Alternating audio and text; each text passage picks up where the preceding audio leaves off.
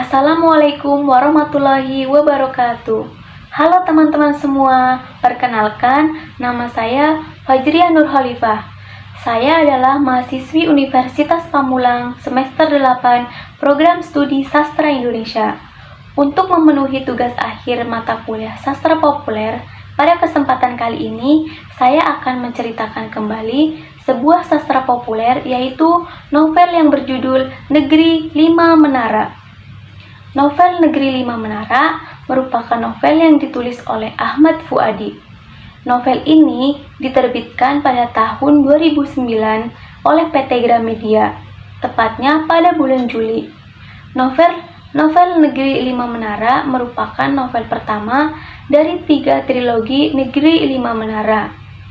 Novel ini terinspirasi dari kisah nyata sang penulis, yaitu Ahmad Fuadi. Novel Negeri Lima Menara sangat populer di kalangan masyarakat.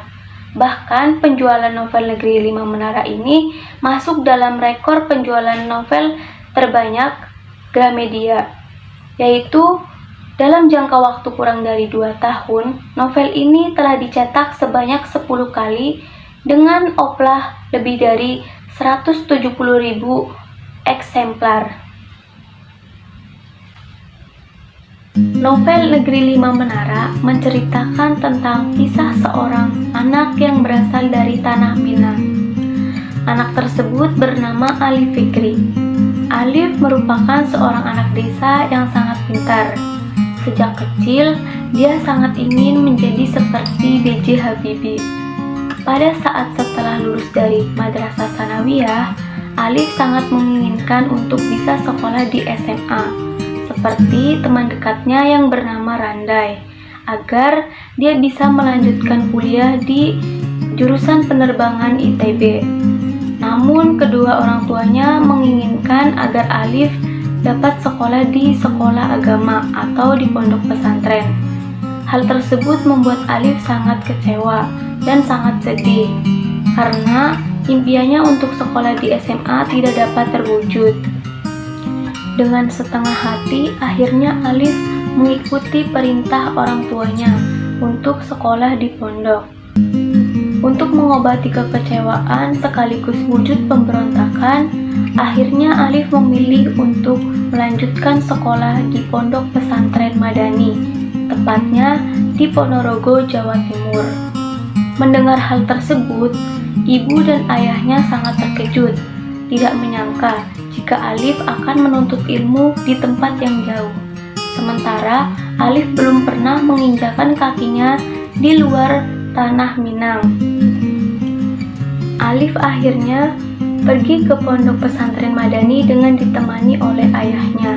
Dan ternyata jumlah siswa yang mendaftar di Pondok Madani cukup banyak, sehingga Alif harus berjuang keras untuk dapat lolos masuk ke Pondok Madani.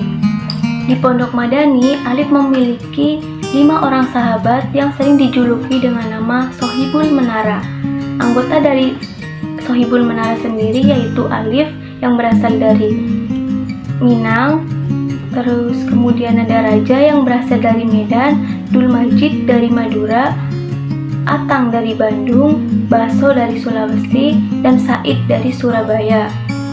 Nama Sohibul Menara sendiri muncul karena mereka berenam sering berkumpul di bawah menara masjid yang paling tinggi di pondok pesantren Madani untuk membahas mimpi-mimpi mereka, yaitu ingin menginjakan kaki di negara impiannya, yaitu Alif ingin sekali pergi ke Amerika, Raja ingin pergi ke Inggris, Atang ingin pergi ke Mesir, sementara Said dan Dul Majid ingin mendirikan sekolah di Indonesia, dan Baso ingin sekali pergi ke Mekah.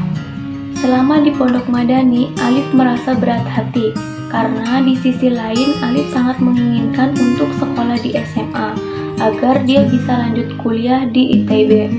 Namun, selama di pondok, Alif juga mendapatkan pandangan yang berubah, di mana sekolah di pesantren sama halnya dengan sekolah di sekolah umum.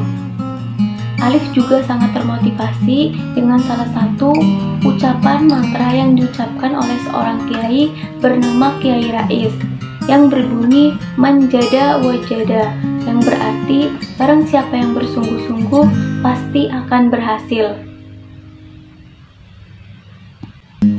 Di pondok pesantren Madani, Alif dituntut untuk selalu bekerja keras, karena di pondok tersebut semua siswa dilarang untuk bermalas-malasan. Alif juga harus selalu belajar bahasa, karena di pondok tersebut setiap siswa wajib menggunakan bahasa Arab dan bahasa Inggris. Di sela-sela kesibukannya, ternyata Alif masih sering bertukar kabar dengan sahabatnya di Minang yang bernama Randai. Randai sering sekali menceritakan pengalaman dan prestasi-prestasinya selama dia bersekolah di SMA. Hal tersebut terkadang membuat Alif merasa ingin keluar dari pondok pesantren dan ingin bersekolah seperti Randai di sekolah umum. Singkat cerita, setelah tahun ketiga berada di pondok pesantren Madani, salah satu anggota Sohibul Menara yang paling cerdas dan pintar menghafal Al-Quran, yaitu bernama Baso, memutuskan untuk keluar dari pondok pesantren karena alasan ekonomi dan permasalahan keluarga. Hal tersebut membuat Alif dan teman-temannya merasa sangat sedih karena harus ditinggal oleh Baso. Sepeninggalan Baso, Alif merasa sangat gundah. Keinginannya untuk keluar dari pondok pesantren pun kembali muncul, karena pondok pesantren Madani tidak bisa mengeluarkan ijazah setingkat dengan SMA. Sebab tanpa ijazah, Alif tidak bisa masuk ke perguruan tinggi. Akhirnya Alif pun mengirimkan surat kepada orang tuanya agar Alif bisa keluar dari pondok pesantren Madani. Beberapa hari kemudian, setelah menerima surat dari Alif, ayah Alif pun datang menemui Alif untuk memastikan bahwa Alif akan menyelesaikan pendidikannya di pondok pesantren Madani tersebut. Melihat pengorbanan dan perjuangan ayahnya, Alif merasa sangat terharu, dan Alif berjanji akan memenuhi harapan kedua orang tuanya dan menyelesaikan pendidikannya di pondok pesantren Madani. Setelah 4 tahun belajar di pondok pesantren Madani, akhirnya Alif dan teman-temannya pun berhasil menamatkan pendidikannya di pondok tersebut. Dan Alif dan teman-temannya pun kembali ke rumah masing-masing dan berjuang untuk menggapai mimpinya masing-masing. 11 tahun kemudian, Alif akhirnya diberi kesempatan untuk menjadi panelis pada acara di London. Dan pada saat itu, Alif telah mencapai menara impiannya. Alif juga mendapatkan beasiswa di George Washington University, dan setelah lulus dari situ, Alif bekerja di kantor berita Amerika. Selama di London, Alif juga bertemu dengan Atang, yang pada saat itu juga menjadi panelis.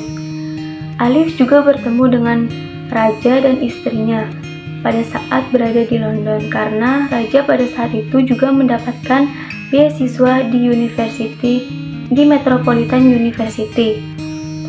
Selain itu, Alif juga mendapatkan kabar bahwa teman-teman Sohibul Menara lainnya, yaitu Dul Majid dan Said, mereka berhasil mendirikan sebuah pondok pesantren di Surabaya.